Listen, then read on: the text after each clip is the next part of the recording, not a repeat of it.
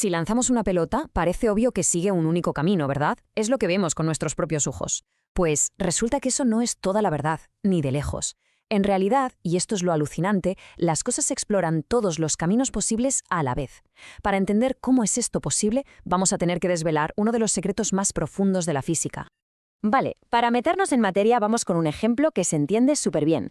Imaginemos la escena. Un socorrista en la playa ve a alguien pidiendo ayuda en el agua. A ver, el camino más corto sería una línea recta, ¿no? Pero claro, todo el mundo corre mucho más rápido por la arena de lo que nada en el agua. Así que, ¿qué hace el socorrista instintivamente? Pues no corre en línea recta, busca el camino más rápido, que no es el más corto. Correrá un buen trozo por la playa para que la parte que tiene que nadar sea menor y así llegar antes. Bueno, pues resulta que la luz hace exactamente lo mismo. Es increíble, pero así es. Cuando un rayo de luz pasa, por ejemplo, del aire al agua, no sigue una línea recta, se dobla, se refracta. ¿Y por qué lo hace? Porque siempre, y digo siempre, toma el camino que le supone menos tiempo. Esto se conoce como el principio del tiempo mínimo. Y es justo aquí donde la cosa empieza a ponerse rarísima. Porque, a ver, nosotros con matemáticas podemos calcular esa ruta óptima, pero ¿cómo narices lo hace un rayo de luz? ¿Es que tiene una especie de superordenador interno? ¿Acaso prueba todas las opciones a la vez y elige la mejor antes de arrancar? Esta pregunta, que parece de niño, es en realidad la puerta de entrada a una de las ideas más alucinantes de toda la física. Para encontrar la respuesta tenemos que hacer un pequeño viaje en el tiempo. Vámonos a finales del siglo XIX. En aquella época los físicos estaban, digamos, muy contentos consigo mismos. Pensaban que ya lo habían descubierto casi todo. Veían el universo como un reloj suizo súper predecible y que solo quedaban por ahí un par de pequeños problemas por pulir. Pequeños, decían. Pues resulta que uno de esos problemillas tenía que ver con algo tan cotidiano como un objeto caliente. Un trozo de metal al rojo vivo, por ejemplo. Veréis, cualquier cosa que tenga temperatura emite radiación, emite luz. El problema vino cuando los físicos intentaron calcular cuánta energía debía emitir ese objeto. Sus teorías, las que creían perfectas, fallaban de una forma, catastrófica. Fijaos en el gráfico porque el contraste es brutal. A la izquierda lo que predecía la teoría clásica, que en las longitudes de onda más cortas, las de la luz ultravioleta, la energía emitida se disparaba hasta el infinito, un disparate total, vamos. Por eso se le llamó la catástrofe ultravioleta. Pero a la derecha tenemos la realidad, lo que se medía en los experimentos. La energía llega a un pico y luego, ¡zas!, cae a cero. Estaba clarísimo que había algo fundamentalmente erróneo en su forma de entender el mundo. Y aquí entra en escena nuestro protagonista, Max Planck. Fue él quien dio con la solución, pero no fue un pequeño ajuste que va. Como él mismo reconoció, fue un acto de desesperación. Estaba tan contra las cuerdas que se atrevió a proponer una idea que era, básicamente, una herejía, algo que rompía con todo lo que se había creído durante siglos. Hasta ese momento, todo el mundo pensaba que la energía era continua. Como una rampa, ¿sabéis? Podías tener cualquier cantidad de energía, por pequeña que fuera. La idea loquísima de Planck fue, ¿y si no es una rampa? ¿Y si la energía es más bien como una escalera?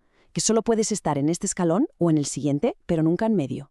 Es decir, que la energía solo puede existir en paquetes, en trocitos discretos. Él los llamó cuantos, y propuso que la energía de cada cuanto era proporcional a su frecuencia, usando una nueva constante, la famosa H. Lo más curioso es que al principio ni el propio Planck sabía muy bien qué era esa H que se había sacado de la manga. Pero cuando se puso a analizar sus unidades, se llevó una sorpresa mayúscula. No eran unidades de energía, ni de fuerza, ni de nada conocido. Eran unidades de una cosa llamada acción, una magnitud extraña que mezcla energía y tiempo. Sin darse cuenta, Planck no había descubierto un paquetito de energía, no, había descubierto algo mucho más profundo, un paquetito de acción, la auténtica unidad fundamental del universo. Y esta idea, la de que la acción viene en cuantos, en paquetitos indivisibles, fue la primera ficha del dominó. A partir de aquí se desató una revolución que iba a cambiarlo todo y a desvelar los secretos más profundos de la materia. Y la revolución fue rapidísima. Mirad, solo 5 años después, en 1905, un tal Einstein usa la idea de los cuantos para explicar el efecto fotoeléctrico, demostrando que la luz también está hecha de partículas, de fotones. Unos años más tarde, en 1913, Niels Bohr cuantiza el momento angular de los electrones, que es otra forma de acción, para por fin explicar por qué los átomos no colapsan. Y ya en 1924, Louis de Broglie le da otra vuelta de tuerca a todo. El razonamiento de de Broglie fue genial. Se preguntó, A ver, si las ondas de luz se pueden comportar como partículas, ¿no podrían las partículas, como los electrones, comportarse también como ondas? Y propuso que la verdadera razón por la que un electrón solo puede estar en ciertas órbitas es porque tiene que formar una onda estacionaria perfecta alrededor del núcleo, como la cuerda de una guitarra que vibra. ¡Pum! De repente, lo que parecía una regla mágica y arbitraria de Bohr tenía una explicación física real. Pero claro, si la materia son ondas, eso implica cosas todavía más raras. Y aquí es donde entra en juego la mente brillante de Richard Feynman, que llevó esta idea hasta sus últimas y más alucinantes consecuencias. Vamos a ver, todos conocemos el experimento de la doble rendija. Si no miras por dónde pasa una partícula, la cuántica te dice que no pasa por una u otra, sino que pasa por las dos a la vez. Pues Feynman pensó, vale, ¿y si en vez de 2 rendijas pongo 3? ¿Y 4? ¿Y si pongo una pantalla llena de rendijas, y luego otra, y otra, y otra, hasta llenar todo el espacio entre el punto de partida y el final? La conclusión es de locos, pero es lógica. Si aceptamos lo de la doble rendija, tenemos que aceptar esto. Para ir de un punto A a un punto B, una partícula no sigue un único camino, explora todos los caminos posibles simultáneamente. Y cuando digo todos, son todos, incluyendo caminos absurdos que van hasta Júpiter y vuelven, o incluso que viajan brevemente hacia atrás en el tiempo. Lo que nos devuelve, claro, a la pregunta del principio. Si en el fondo el universo es este caos de infinitas posibilidades, ¿por qué nuestro mundo, el mundo que vemos, es tan predecible y aburrido? ¿Por qué la pelota que lanzamos no decide de repente darse un paseo por el sol antes de caer? La respuesta está en un fenómeno llamado interferencia. Imaginaos que cada camino posible tiene un pequeño reloj con una sola aguja que gira. La velocidad a la que gira esa aguja depende de la acción de ese camino concreto. Para objetos grandes como una pelota, la acción es enorme, miles de millones de veces más grande que la constante de Planck. Esto hace que para los caminos locos y extraños, las agujas de sus relojes giren a velocidades salvajes y totalmente distintas entre sí. Al final acaban apuntando en todas las direcciones posibles al azar, y cuando sumas todas esas agujas, se anulan unas a otras. Interferencia destructiva. Pero, ¿qué pasa con los caminos que están muy cerquita del camino clásico, el de toda la vida? Pues que su acción es casi idéntica. Sus relojes giran prácticamente a la vez, sus agujas apuntan casi en la misma dirección, y al sumarlas, se refuerzan. Es una interferencia constructiva. Y ese camino de mínima acción, es el único que sobrevive a la cancelación masiva. Es el único que vemos. Sé lo que estáis pensando. Vale, muy bonita la historia de los relojes, pero esto suena a truco matemático para que las cuentas salgan. Pues no, no es una historia, es real. Y lo mejor es que podemos demostrar en un laboratorio que la luz, de verdad, está tomando esos caminos que nos parecen imposibles. Mirad, el experimento es muy simple en su planteamiento. Tenemos una fuente de luz, un espejo y una cámara que detecta la luz. Según la física de toda la vida, sabemos perfectamente en qué punto del espejo tiene que rebotar la luz para llegar a la cámara. Pues bien, lo que vamos a hacer es muy sencillo. Vamos a poner un obstáculo y a tapar justo ese punto. La lógica nos dice que si bloqueamos el único camino posible, pues la luz no debería llegar a la cámara, ¿no? El reflejo debería desaparecer por completo. Fin de la historia. Pero aquí viene el truco de magia.